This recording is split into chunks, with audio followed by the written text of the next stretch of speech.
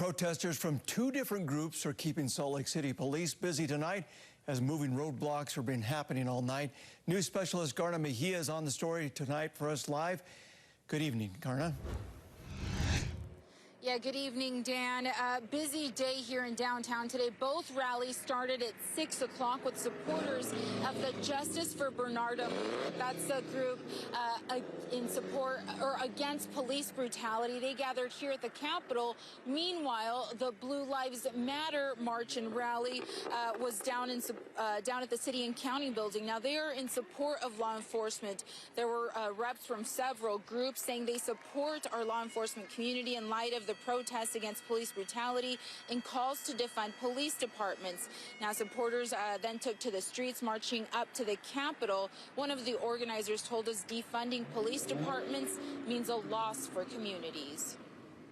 Our policemen do a lot of good in our communities. They're deep-rooted in our communities, and they're actually the first deterrent in our school systems to root out gang violence or potential gang members and actually sit down with these kids and kind of turn them the correct way. And if we, quote-unquote, defund the police, then we lose those resource officers in the schools.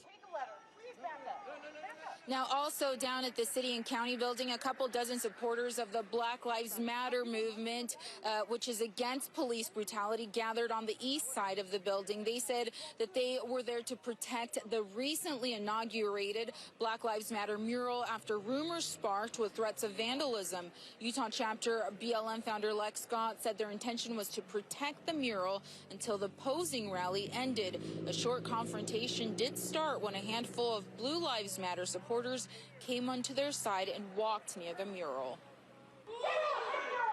Get off, Brianna! We're never saying that Black Lives Matter more or the most. We're saying that Black Lives Matter because they do. And that we are profiled by police, we are killed by police, and all we are asking for is that police are held to the same standard. Now, there was also that third rally this evening in support of the Justice for Bernardo movement. Protesters representing at least 6 groups gathered at the Capitol, then made their way down to the district attorney's office. They're demanding that all felony charges against protesters accused of vandalism during previous protests be dropped. Now, yesterday, a judge lowered first-degree felony charges against a handful of those protesters accused of vandalizing the district attorney's office. They no longer face a max sentence of life in prison, but protesters tonight saying that that isn't enough. They want more changes. For now, we'll send it back to you. I'm Garna Mejia, KSL 5 News.